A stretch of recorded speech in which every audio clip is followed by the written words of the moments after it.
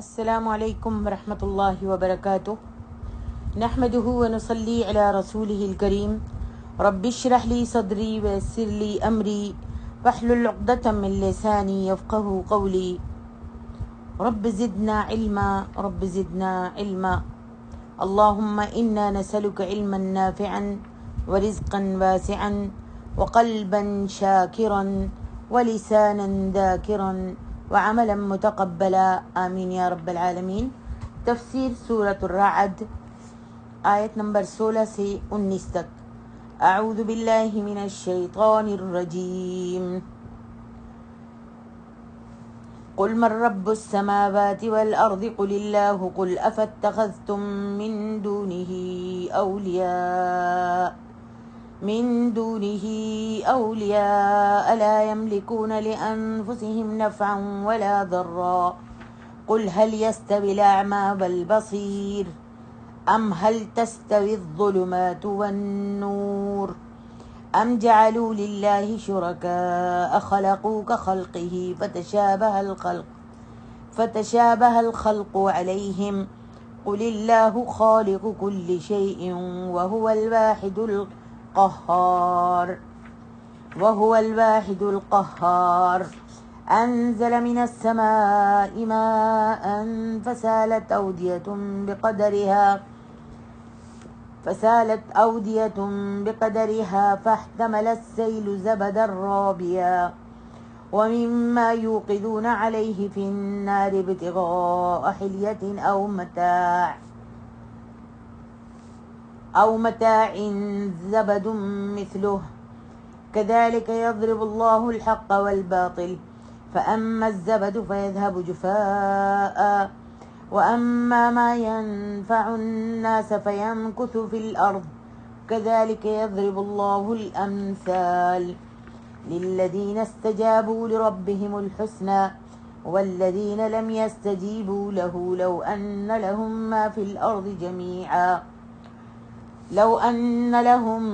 الأرض جميعا ومثله معه لافتدوا به أولئك لهم سوء الحساب ومأواهم جهنم وبئس المهاد أفمن يعلم أنما أنزل إليك من ربك الحق كمن هو أعمى إنما يتذكر أولو الألباب۔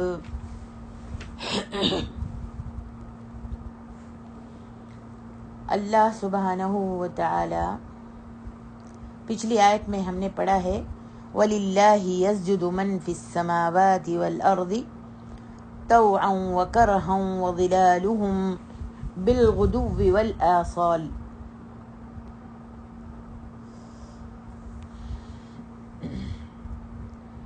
یہاں اللہ تعالیٰ نے اس آیت میں اپنی عظمت و سلطنت کا ذکر فرمایا ہے۔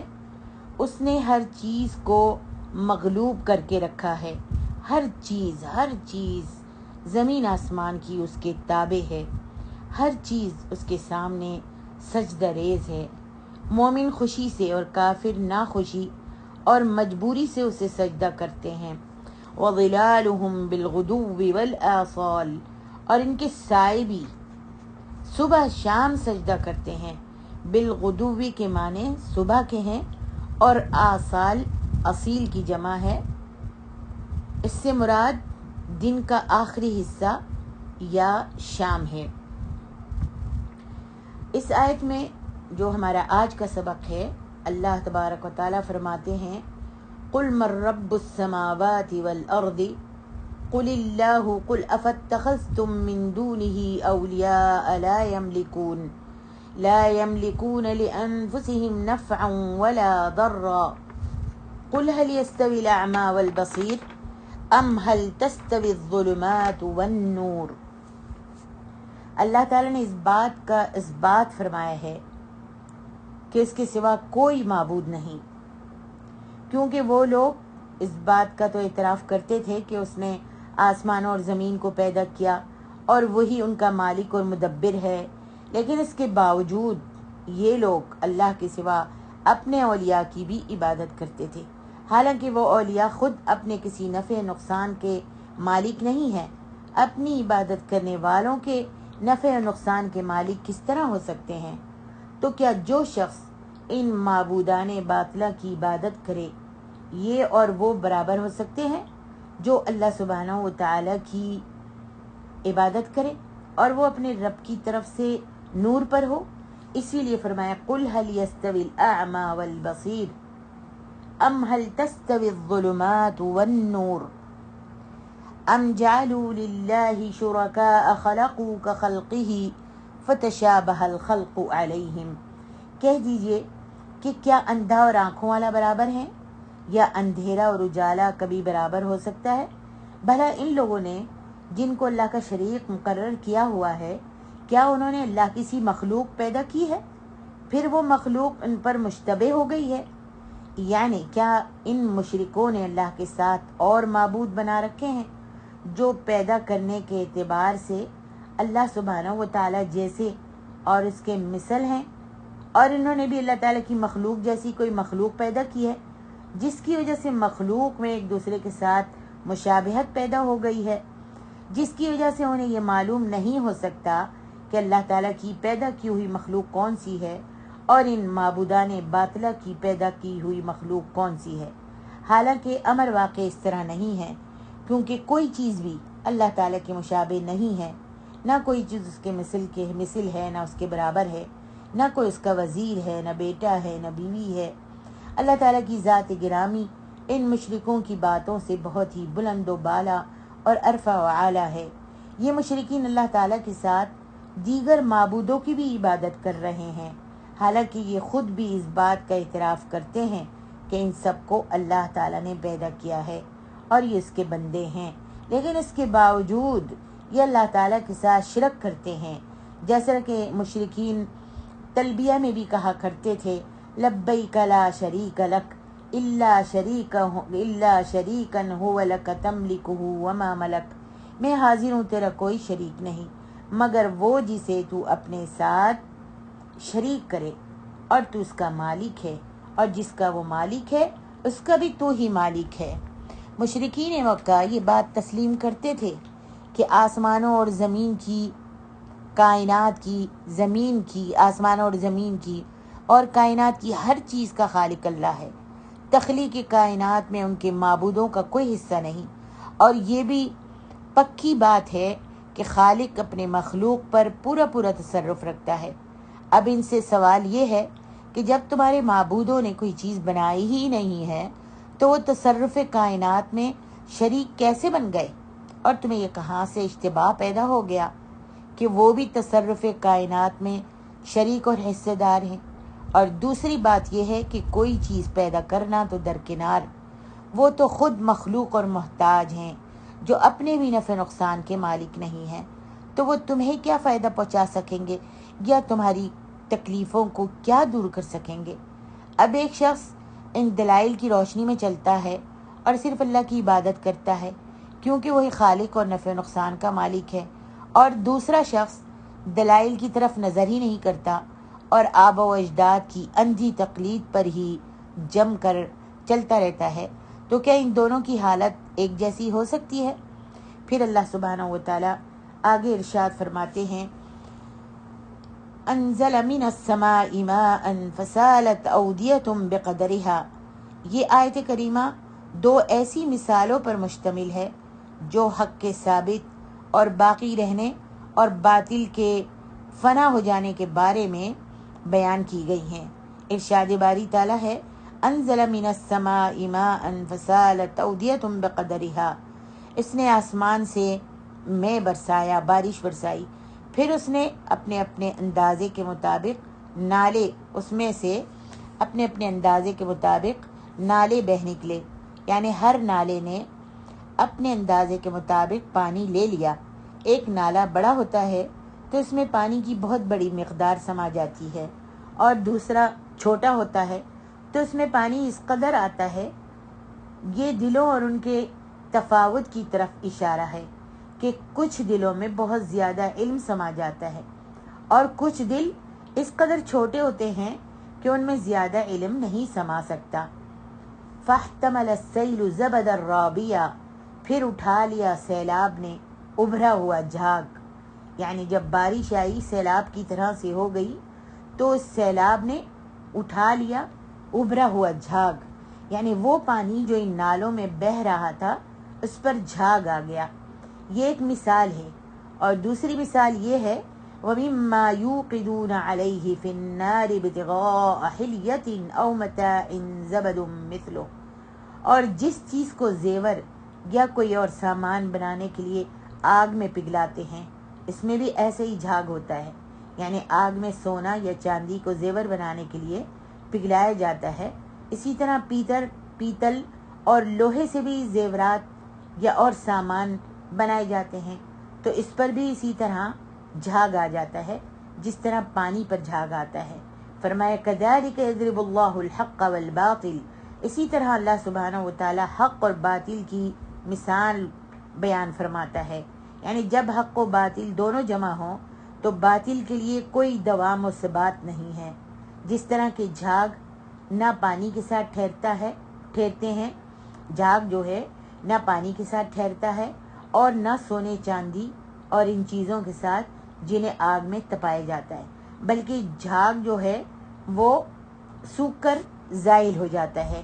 اسی لیے فرمایا فَأَمَّا الزَّبَدُ فَيَذْهَبُ جُفَاءً، وہ جو جھاگ ہے وہ تو سوکھ کر زائل ہو جاتا ہے، اس سے کوئی بھی فائدہ حاصل نہیں کیا جا سکتا، کیونکہ وہ متفرق اور منتشر ہو کر نالے کے دونوں طرف چلا جاتا ہے، بہہ جاتا ہے، یا درختوں کے ساتھ لگ جاتا ہے، یا ہوائیں اسے اڑا کر اس جھاگ کو ادھر ادھر پھینک دیتی ہیں.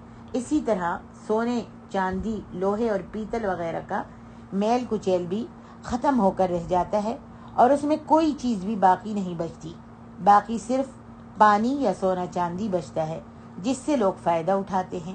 اسی لیے فرمایا وَأَمَّا مَا يَنْفَعُ النَّاسَ فَيَمْكُثُ فِي الْأَرْضِ كَذَلِكَ يَضْرِبُ اللَّهُ الْأَمْثَالَ، اور پانی جو لوگوں کو فائدہ پہنچاتا ہے وہ تو زمین میں ٹھہرا رہتا ہے. اسی طرح اللہ سبحانہ و تعالیٰ صحیح اور غلط کی مثالیں بیان فرماتا ہے تاکہ تم سمجھو. جیسا کہ اللہ تعالیٰ سورۃ العنکبوت میں فرماتے ہیں وَتِلْكَ الْأَمْثَالُ نَضْرِبُهَا لِلنَّاسِ وَمَا يَعْقِلُهَا إِلَّا الْعَالِمُونَ، اور یہ مثالیں ہم لوگوں کے سمجھانے کے لیے بیان کرتے ہیں اور اسے تو اہل دانش یعنی عقل والے ہی سمجھتے ہیں. بعض سلف سے منقول ہے، بعض سلف کہتے ہیں کہ میں جب قرآن مجید کی کوئی مثال پڑھتا ہوں اور اسے سمجھتا نہیں تو رونا شروع کر دیتا ہوں، کیونکہ اللہ تعالیٰ نے فرمایا کہ اسے اہل علم ہی سمجھتے ہیں، اور مثال نہ سمجھنے کی صورت میں گویا میں اہل علم میں سے نہیں ہوں. اللہ ہم سب کو اہل علم میں سے بنا دے. علی بن ابو طلحہ حضرت ابن عباس رضی اللہ عنہما سے اس آیت کے بارے میں روایت کرتے ہیں انزل من السماء ماء فسالت اودیۃ بقدرها، کہ یہ ایک مثال ہے جو اللہ تعالیٰ نے بیان فرمائی ہے کہ بس دلوں نے اس سے اپنے یقین اور شک کی مقدار کے مطابق حاصل کیا، مگر شک کی وجہ سے شک کرنے والوں کو عمل کوئی فائدہ نہیں دیتا، جبکہ یقین کے ساتھ عمل کرنے والوں کو ضرور فائدہ حاصل ہوتا ہے. جیسا کہ فرمانے فَأَمَّا الزَّبَدُ، یعنی چنانچہ جھاگ یعنی شک، فَيَذْهَبُ جُفَاءً وَأَمَّا مَا يَنْفَعُ النَّاسَ فَيَمْكُثُ فِي الْأَرْضِ، جھاگ یعنی شک سوکھ کر زائل ہو جاتا ہے، اور پانی جو لوگوں کو فائدہ پہنچاتا ہے وہ زمین میں ٹھہرا رہتا ہے، یعنی یقین باقی رہتا ہے. جس طرح زیورات کو جب آگ میں ڈالا جاتا ہے تو خالص سونے کو لے لیا جاتا ہے اور میل کچیل کو آگ میں چھوڑ دیا جاتا ہے، اسی طرح اللہ سبحانہ و تعالیٰ یقین کو قبول فرما لیتا ہے اور شک کو ترک کر دیتا ہے. فرمایا وَأَمَّا مَا يَنْفَعُ النَّاسَ فَيَمْكُثُ فِي الْأَرْضِ كَذَلِكَ يَضْرِبُ اللَّهُ الْأَمْثَالَ، دنیا کی زندگی میں ان کے لیے بھلائی یہ ہے کہ زندگی کے ہر شعبے میں اللہ کی طرف سے ایسی ہدایات اور احکام مل جاتے ہیں جن میں اس شخص کے دینی یا دنیاوی مصالح ہوتے ہیں. دوسری بھلائی یہ ہوتی ہے کہ اسے قلبی اطمینان اور حقیقی خوشی میسر آ جاتی ہے، اور آخرت میں جو اس سے بہتر سلوک ہوگا وہ تو ان چیزوں سے بھی زیادہ یقینی اور پائیدار ہوگا انشاءاللہ. آگے ارشاد ربانی ہے. اللہ سبحانہ و تعالیٰ آگے فرماتے ہیں للذین استجابوا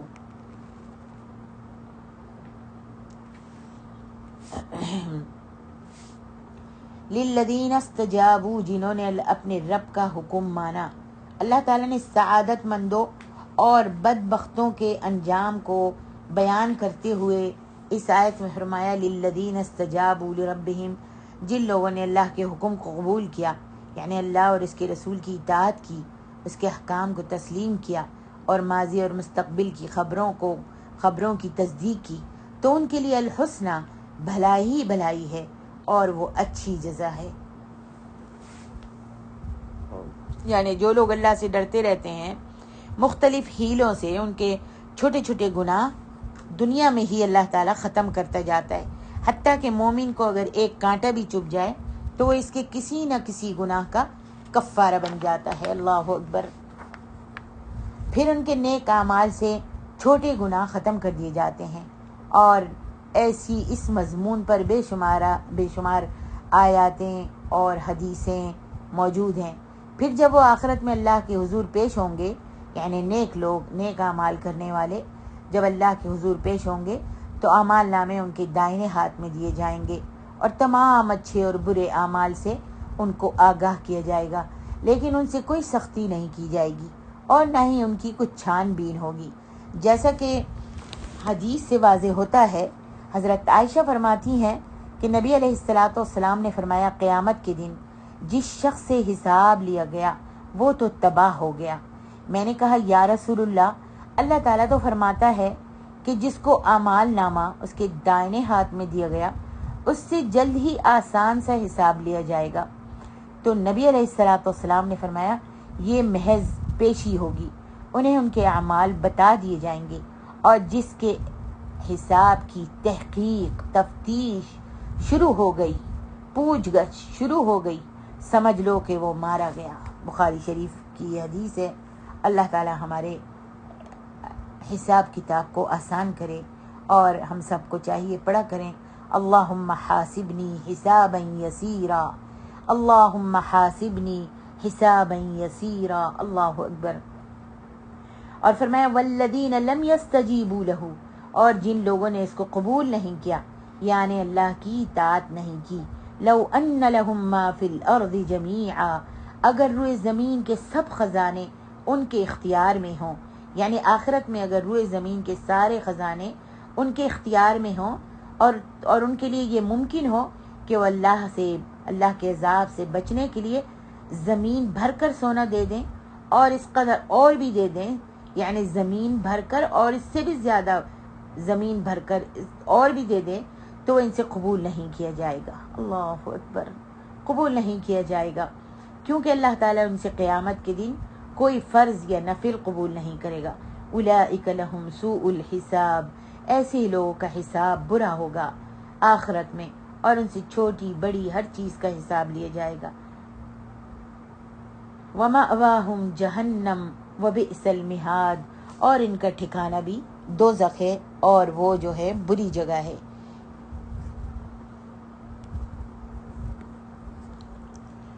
आगे इरशाद रब्बानी है, अफमन यअलमु अन्नमा उन्ज़िला इलैका मिन रब्बिकल हक़्क़ु कमन हुवा अअमा। अल्लाह ताला ने फरमाया, वो शख्स बराबर नहीं हो सकता जो ये जानता है कि उन्ज़िला इलैका, जो कुछ आप पर नाजिल हुआ है ए मोहम्मद सल्लल्लाहु अलैहि वसल्लम। यहाँ अल्लाह ताला आप पर इलैका नबी अलैहिस्सलातु वस्सलाम से मुखातिब हैं कि जो कुछ आप पर नाजिल हुआ है ए मोहम्मद, मिन रब्बिका, आपके रब की तरफ से, वो हक़ है, उसमें कोई शक व शुबा नहीं और न इसमें कोई इख्तिलात या इख्तिलाफ है, बल्कि कुरान सरापा हक़ है। इसका एक मकाम दूसरे की तस्दीक करता है, इसमें कोई तजाद नहीं। इसमें बयान की गई तमाम खबरें हक़ हैं और इसके तमाम अवामिर व नवाही अदल पर मबनी हैं। जैसे कि अल्लाह सुब्हानहू व तआला ने फरमाया अल-अनआम में, वतम्मत कलिमतु रब्बिका सिद्क़न व अदला, और आपके परवरदिगार की बातें सच्चाई और इंसाफ में पूरी हैं, यानी ये खबर देने के एतबार से सच्ची हैं और अहकाम व मसाइल के एतबार से अदल पर मबनी है। लिहाजा ए मोहम्मद सल्लल्लाहु अलैहि वसल्लम वो शख्स जिसे यकीन हो कि आप जो लाए हैं वो हक है, सच है, और दूसरा वो शख्स जो अंधा हो کیا یہ جس کو یقین ہے وہ اور جو شخص اندھا ہو کیا برابر ہو سکتے ہیں؟ جو خیر و بھلائی کی طرف راستہ نہ پائے اور نہ اسے سمجھے، اور اگر سمجھ بھی لے تو اس کو نہ مانے، نہ اس کی تصدیق کرے اور نہ اس کی اتباع کرے، جیسا کہ اللہ سبحانہ و تعالیٰ سورۃ الحشر میں فرماتے ہیں، لا یستوی اصحاب النار و اصحاب الجنہ، اصحاب الجنت هم الفائزون، اہل دوزخ اور اہل بہشت، اہل جنت برابر نہیں، اہل جنت تو کامیابی حاصل کرنے والے ہیں۔ اور اس آیت کریمہ میں اللہ فرماتے ہیں، افمن یعلم انما انزل الیک من ربک الحق کمن هو اعمی، بھلا جو شخص جانتا ہے کہ جو کچھ آپ کے رب کی طرف سے آپ پر نازل ہوا ہے وہ حق ہے، وہ اس شخص کی طرح ہے جو اندھا ہے۔ کیا یہ دونوں برابر ہو سکتے ہیں؟ ایسا ہرگز نہیں۔ ارشاد الہی ہے، انما یتذکر اولو الالباب، اور سمجھتے تو وہی ہیں جو عقل مند ہیں، یعنی بعد و نصیحت اور عبرت وہی لوگ حاصل کرتے ہیں جو صحیح اور سلیم عقلوں کے مالک ہیں۔ اللہ تعالی ہمیں بھی ان میں سے بنا دے۔ اس آیت کی تفسیر میں تیسیر القرآن میں عبدالرحمن کیلانی صاحب لکھتے ہیں، یعنی ایک شخص اللہ کی نازل کردہ ہدایات کو حق سمجھ کر اپنی پوری زندگی اس کے مطابق ڈھال لیتا ہے، حرام و حلال کی تمیز کرتا ہے، ظلم و زیادتی سے بچتا ہے اور اللہ سے ڈرتا رہتا ہے، اور دوسرا شخص محض اپنے فائدے کے پیچھے پڑا رہا ہے اور اس غرض کے لیے وہ ہر طرح کے جائز و ناجائز حربے اختیار کرتا رہا، لوگوں کے حقوق غصب کرتا رہا اور ان پر ظلم و زیادتی کرتا رہتا ہے۔ کیا یہ دونوں ایک جیسے ہو سکتے ہیں یا ان کا طرز عمل ایک جیسا ہوگا؟ مگر یہ بات تو وہی لوگ سمجھ سکتے ہیں جو عقل و فکر سے کام لیتے ہیں اور خود اللہ کی بتائی ہوئی راہ پر چلتے ہیں۔